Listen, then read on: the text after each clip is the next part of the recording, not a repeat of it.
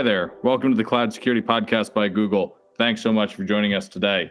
Your hosts here are myself, Tim Peacock, the product manager for threat detection here in Google Cloud, and Anton Chuvakin, a reformed, tamed, captured former analyst and esteemed member of the cloud security team here at Google. You can find and subscribe to this podcast wherever podcasts are sold, as well as at our website, cloud.withgoogle.com/cloud-security/podcast. If you enjoy our content and want it delivered piping hot to your inbox every Monday morning, do hit that subscribe button. You can follow the show and argue with your hosts on Twitter as well, twitter.com/cloudsecpodcast. Anton, what are we talking about today? So today's topic is very fun. We're going to actually be talking about security operations centers, and not just any SOC. We're going to talk about SOCs at large, complex, federated organizations. Think about it. It's hard to build a SOC, but imagine you're building a SOC for the organization that's changing, acquiring companies, evolving. Some parts of your org are digital natives, some parts are very legacy. That sounds like a tough challenge, right? That does. How do you even staff a SOC like that? Well, how do you staff a SOC? Or do you have maybe multiple SOCs? Maybe you have some section of your SOC that does, maybe it's on premise, and the other part is maybe outsourced. So to me, the fun part is not so much that SOC is difficult, but that a lot of decisions for security operations have to be made and remade and then reaffirmed and possibly sold to others in the organization. This is really tough. I would probably give anything to not be in that situation. So I have a huge respect for a CISO or a security leader who can operate like that. I have a huge respect for a CISO who's even willing to try operating like that. That is incredibly brave. So perhaps with that, let's turn it over to our guest today. Here with me is Jonathan Keith, Director of Information Security at Viacom CBS Streaming Digital. Welcome, Jonathan. Thank you, Anton. Thank you for having me. A pleasure to be here today. As we said, the topic is Security Operations Center. And it's been very challenging for many organizations to sort of figure out the SOC model for them. And of course, some organizations are quite complex. So maybe we'll start from the mission and charter of the SOC. Jonathan, what's the mission and charter of your SOC? Has it evolved in recent years? How are you handling this? So our overall mission is to detect and prevent potential compromises across our applications and our infrastructure, and be very proactive responding to bad actors with their techniques, their tactics, and their procedures, who are obviously trying to circumvent our defense in depth approach. So that's a priority for us, and basically being more proactive and reactive whenever we have some sort of indicators or compromise or attacks that are triggered within our defense mechanisms. It's interesting that sometimes I had people who strive for proactive, but it's sometimes better to just get reactive better, right? So you may have a challenge that occurred in your environment and you need to react faster. To me, sometimes reacting faster is what you need, right? Proactive is nice, but I'd rather react well and immediately, right?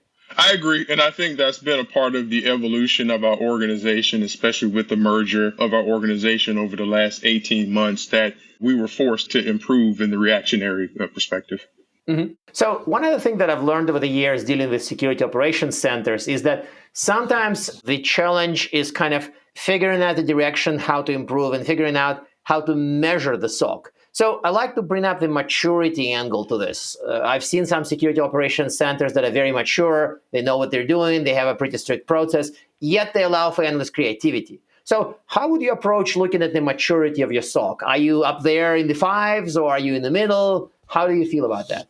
I would say with the merging of our organizations, we're in the middle. We're probably at that intermediate level because of the expansion to a more international footprint and also the expansion of various applications and infrastructure within our cloud environment. It's actually caused us to mature a little bit faster, but we do have processes and techniques in place where we're looking to advance, and we feel like we'll be more in that advanced level by the end of 2021.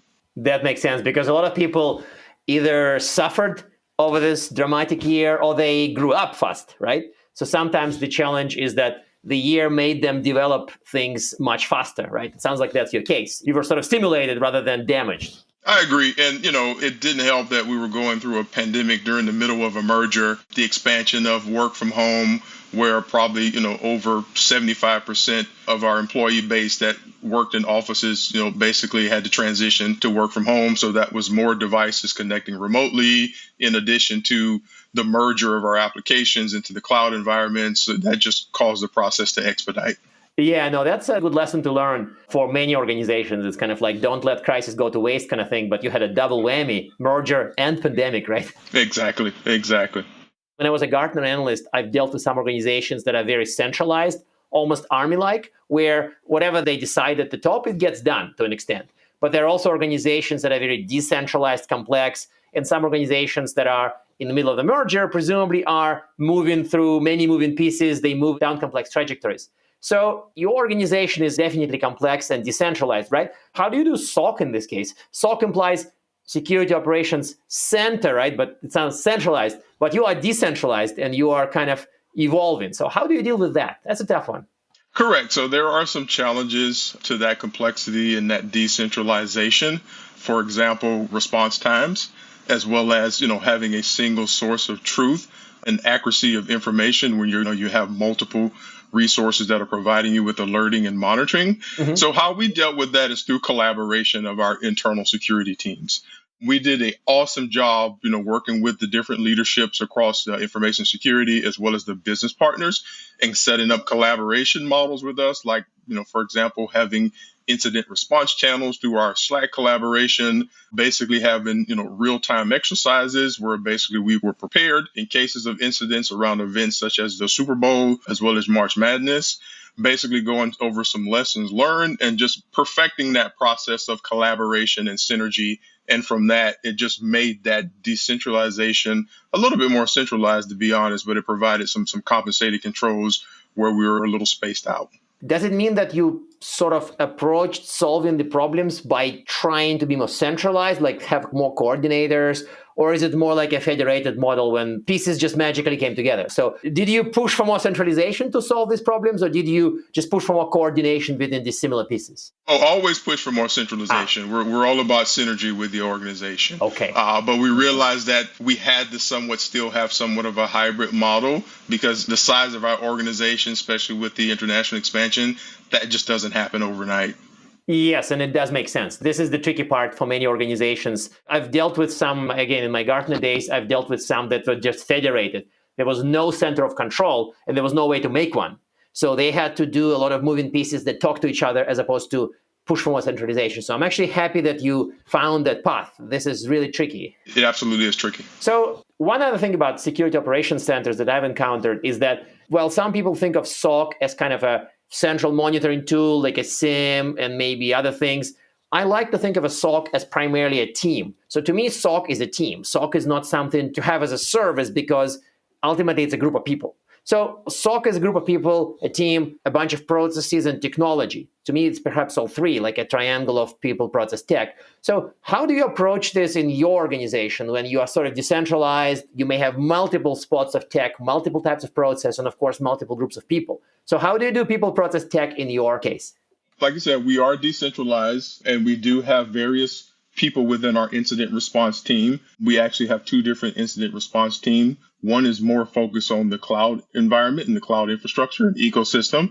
One is more focused on some of our traditional still, data center deployments and applications and more legacy technology. Mm-hmm. But once again, we do collaborate and communicate through that hybrid model where we do have centralization through some of the tools that we use, using a CrowdStrike, using a Sumo Logic, for example, where both groups will have access and real-time access to alerts, monitoring, and then we can quickly communicate with one another and collaborate if there is some sort of incident or some sort of indication of compromise. So does it mean that you build some kind of workflows where you have to hand off certain things? Like, for example, if one team detects something in the cloud, but they need support from the team that manages, say, laptops, there would be some kind of a Visio diagram with boxes, or is it more of an ad hoc process so people just would know what to do? I'm curious about this. There is a procedure in place. So an incident would trigger and it would go through our initial incident response. Mm-hmm. We have a centralized inbox with that, or if there's an actual detection by our SOC team. And through that investigation, we would determine where that asset, where that application, where that resource actually resides. If it's more desktop related, then the desktop team would work in correlation with the incident response. If it's more of a cloud resource, then my organization that manages the cloud security would then be alerted, and then we would respond and work directly with the centralized SOC team to be able to complete that investigation, because in a lot of cases, we have access to the central resources to be able to provide, that information. Okay, no, that does make sense. To me, this is kind of the coordination is the trick again. So nobody goes on vacation without leaving the next contact Exactly. and stuff like that. So this ends up being a challenge. Exactly. And it's always the next person up, if someone is not available, to make sure they know their role and their responsibility. And as long as that chain works, I think you're in good shape. Yeah, that makes sense to me. So here's another thing. You mentioned hybrid, and I think that in our past conversations, you mentioned that you do use a degree of outsourcing or third-party providers in your SOC. So to me, again, during my Gartner days, I've kind of coined a line or a phrase that today almost every SOC is a hybrid SOC because almost everybody uses some form of third-party partnering, third-party providers, MSSPs, MDRs, co-managed shops, consulting. So how do you approach the role of outsourcing in your SOC? You do run a hybrid SOC and you have a partner, I know, but how does partner work with various internal teams, and how do you make this all a happy family so there's no counter-blaming and finger-pointing and stuff like that? So we do use partners. One partner in particular, we do use E&Y to assist us with some of our alerting and monitoring, especially around events such as March Madness and Super Bowl. And they are a part of our workflow as a part of our SOC program and IR incident response. So if they were alerted or they found an indicator of attack or indicator of compromise, then their job would be to go to that next step of that workflow and then communicate and contact someone internally within our IR team and basically share the information with them. And from there, that would launch the investigation to the proper channels, the proper business partners, and proper security personnel. Okay, so you do include them in your workflow. To me, this is probably a useful takeaway for others. And that's been my favorite highlight, again, in my analyst days, that if you do what people would call outsourcing, you have to run joint operations with them. Otherwise, Absolutely. You approach it as a kind of a Coke machine. You throw coins, security come out. And that's not going to work. It never did. It never will. They're more than just a vending machine. They're actually, embedded in the workflow. Yes. It's almost like your quote is from my old Gartner MSS, how to work with an MSSP paper, because this is exactly the trick that works. And the other alternatives are kind of iffy. So thank you for confirming that. I'm sure I studied some of your periodicals. Another fun part is, of course, the cloud. In recent weeks, I've encountered quite a few SOCs that were really challenged by having to look at threats from the cloud, investigate in the cloud, collect telemetry from the cloud. It's been really agonizing for some traditional kind of old school SOCs to start being responsible for GCP monitoring or other cloud monitoring. So I know cloud is included in your team's charter, and obviously you do cover threats in GCP and possibly other clouds. How did it happen? So how are you integrating cloud in your SOC mission and charter? And how was cloud migration or cloud evolution happened in this regard? So from a cloud evolution and migration standpoint of view, the Viacom CBS streaming world is 100% in the cloud. So we definitely had to come up with a model with our SOC program that was conducive to the cloud deployments and our cloud infrastructure. So because resources and applications are ephemeral and often immutable in the cloud, then we had to basically have some sort of continuous pipeline to be able to not only handle logging, but to be able to handle indexing of those logs and being able to set up real-time triggers and alerts around cloud logs, cloud trails, anything that comes in from a stack driver, and be able to set up modules associated with those triggers to where we make sure the proper personnel is being alerted to when those triggers occur. So it was the speed of reaction. You talked about reaction earlier, but that was the major difference between being in the cloud and being in the data center, that we had to be agile and work really fast before we lost, potential resource, or we lost logging that could help us with the investigation through the SOC. Yeah, that makes sense. But wouldn't you have to acquire cloud knowledge to do that? If my SOC has been involved with Linux and Windows and mainframes, and suddenly you're here's microservice, here are the cloud access logs from GCP. How did that happen? To me, this has really tripped many SOCs. Absolutely. There was training involved with personnel. There were personnel that had experience and background in cloud security, cloud investigation, and cloud migration. There were personnel that did not. So there definitely was a knowledge gap. So we took the time to do the proper training, and not only do proper training, just make sure that individuals are able to test that new knowledge, in Q&A and dev environments before they actually got a chance to actually apply it in production. So it took some time. As we were doing the cloud migrations, we were also training personnel on how to respond and react to the difference in the infrastructure and applications residing in the cloud as opposed to a traditional on-prem. I'm kind of happy you found the path down in that direction, because I've seen people who are really lost on their way to the cloud. That's for sure. And training is still in progress. It's never ending because things always change in the cloud environment. Very much the case. So it's good that cloud providers like us provide some free training, and some, of course, is maybe not free, but the logic is we do want people to learn the cloud way before they go, rather than do it on the on-premise way. So despite all that, I'm sure there's still challenges with the current model, and there are certain things you're kind of trying to improve or boost the effectiveness of. So kind of a double question: what are the challenges with the current model that you see, and where are you going in terms of improvement? Sort of like current, possible bad, and future good.